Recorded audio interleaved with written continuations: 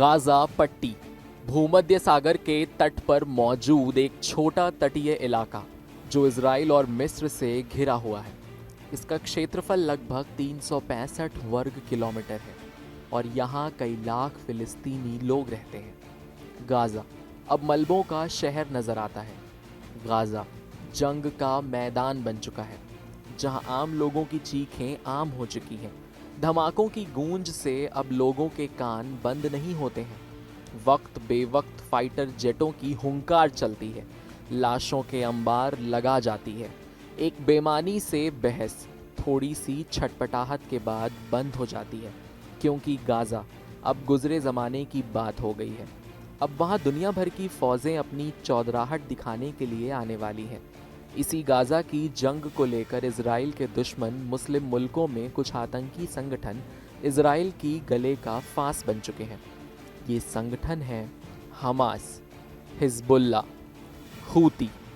ये तीन संगठन इजराइल के सबसे बड़े शिकारी हैं और ये गाजा की तबाही और बर्बादी के लिए इजराइल को कभी माफ़ नहीं करने वाले हैं। दरअसल फिलिस्तीनी आज़ादी आंदोलन और इजराइल के बीच गाजा विवाद का केंद्र माना जाता है। 1948 में इजराइल के गठन के बाद यहाँ बड़े पैमाने पर फिलिस्तीनी शरणार्थी आ गए। मिस्र ने कुछ समय के लिए गाजा को नियंत्रित किया, लेकिन 1967 में इजराइल ने गाजा, वेस्ट बैंक और यरूशलेम पर कब्जा कर लिया। इसके बाद फिलिस्तीनी इलाके में इजरायली विरोध की आवाज़ें तेज हो गईं और 1987 में जन्म हुआ हमास का। तब से ये संगठन लगातार इजरायली सेना और नागरिकों पर हमले करता रहा है। हमास इजराइल को एक स्वतंत्र देश के रूप में मान्यता नहीं देता और पूरे फिलिस्तीनी इलाके में इस्लामिक राज्य बनाने की कोशिश करता है। हमास के हथियारबंद लड़ाके इजरायली ठिकानों और सैनिकों पर हमला करते हैं। 1996 और 2000 के बाद हमास ने कई आत्मघाती हमलों और बम धमाकों को अंजाम दिया, जिससे इजराइल में भारी नुकसान हुआ और मिडिल ईस्ट शांति प्रक्रिया भी प्रभावित हुई। हमास ने गाजा पट्टी में नियंत्रण स्थापित कर लिया और फिलिस्तीनी प्राधिकरण को चुनौती दी। उसने इजरायली सेना के खिलाफ सशस्त्र संघर्ष जारी रखा और कई आत्मघाती हमले किए। इजराइल ने अपनी रणनीति के तहत हमास के कई कमांडरों को निशाना बनाया। इस पूरी कहानी में गाजा की नागरिक आबादी भी भारी कीमत चुका रही है। हमास केवल एक राजनीतिक संगठन नहीं, बल्कि एक हथियारबंद और संगठनात्मक शक्ति है, जो गाजा और पूरे फिलिस्तीनी इलाके के राजनीति में महत्वपूर्ण भूमिका निभा रहा है। इसके कारण फिलिस्तीनी क्षेत्र में शांति स्थायी रूप से स्थापित करना आज भी बेहद चुनौतीपूर्ण हो चुका है। इस संघर्ष की आग में 7 अक्टूबर 2023 की घटना ने घी का काम किया, जब हमास ने इजराइल पर ज़मीनी और हवाई हमले किए। इस हमले में 1000 से अधिक लोग मारे गए और 200 से ज़्यादा इजरायली नागरिकों को बंधक बना दिया गया। हमास को अंतर्राष्ट्रीय स्तर पर समर्थन मिलने का भी आरोप है। ईरान पर हमास को हथियार और अन्य संसाधन देने का आरोप है। साथ ही लेबनान के हिजबुल्ला और यमन के हूती विद्रोहियों को भी समर्थन देने का आरोप है। अब बात करते हैं हिजबुल्ला की, जो कि लेबनान में एक शिया मुस्लिम राजनीतिक और सैन्य समूह है। ये भी इजराइल पर हमलों की सुनामी ला चुका है। लेबनान के 1975 से 1990 के गृहयुद्ध के समय 1982 में इजराइल ने दक्षिणी लेबनान पर हमला किया। इसी हमले के विरोध में हिजबुल्ला का गठन हुआ। हिजबुल्ला का अरबी नाम मतलब है ईश्वर की पार्टी। 1985 में हिजबुल्ला ने अपने वजूद का ऐलान किया और कहा कि उसका मकसद लेबनान में इस्लामी शासन स्थापित करना है।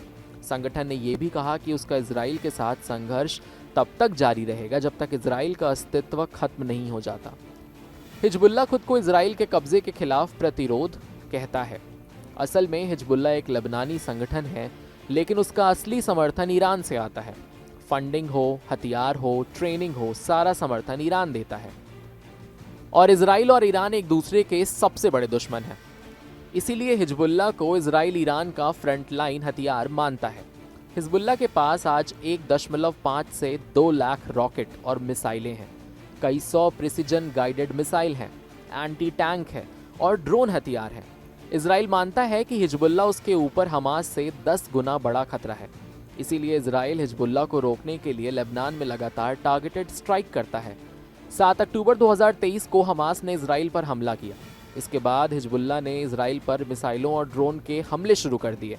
इजराइल के जवाब में लेबनान पर हमले तेज कर दिए गए। हिजबुल्ला कहता है कि वो फिलिस्तीन की आज़ादी के लिए लड़ रहा है और इजराइल को एक गैर कानूनी राज्य बताता है, जबकि इजराइल हिजबुल्ला को आतंकवादी संगठन बताता है। गाजा की तरह ही लेबनान भी अब पूरी तरह बैटलफील्ड बन चुका है। सितंबर 2024 में ये संघर्ष और बढ़ गया जब इजराइल ने हिजबुल्ला के खिलाफ बड़े पैमाने पर हवाई हमलों की शुरुआत की और दक्षिणी लेबनान में ज़मीनी हमला भी किया। इजराइल के पेजर ब्लास्ट से हिजबुल्ला थर्रा गया। इजराइल ने हिजबुल्ला चीफ नसरल्लाह की हत्या कर दी। इजराइल हमले ने हिजबुल्ला को काफ़ी कमज़ोर कर दिया। इस संघर्ष में लेबनान में लगभग 4000 लोग मारे गए, जिनमें कई आम नागरिक भी शामिल हैं। 8 अक्टूबर 2023 से अब तक 10 लाख से ज़्यादा लोग अपने घर छोड़कर विस्थापित हो चुके हैं, जिसके बाद से हिजबुल्ला और इजराइल के बीच भयानक जंग के आसार छिड़ चुके हैं। वहीं इजराइल पर हूती की मिसाइलों ने जमकर कहर ढाया है। हूती यमन के जैदी शिया समुदाय से जुड़ा एक सशस्त्र समूह है। यह समुदाय यमन में अल्पसंख्यक है।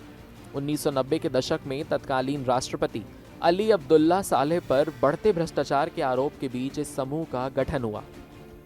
इसका नाम इसके संस्थापक हुसैन अल हूती के नाम पर रखा गया है। हूती खुद को अंसारुल्लाह यानी ईश्वर के समर्थक कहते हैं। हूती लड़ाके खुद को ईरान के नेतृत्व वाली उस धुरी का हिस्सा मानने लगे हैं, जिसमें हमास और हिजबुल्ला जैसे गुट भी शामिल हैं। ये धुरी इजराइल, अमेरिका और कई पश्चिमी देशों के खिलाफ अपनी संयुक्त विचारधारा और विरोध के लिए जानी जाती है। हूती ने इजराइल पर जमकर हमले किए हैं। उसने कहा कि वो फिलिस्तीनी लोगों के समर्थन में इजराइल पर हमले कर रहा है। हूती की मिसाइलें इजराइल के एयर डिफेंस सिस्टम को भेद कर तेल अवीव तक कोहराम मचा चुकी हैं। ऐसे में इजराइल पर 3H यानी हूती, हमास और हिजबुल्ला का खतरा बरकरार है।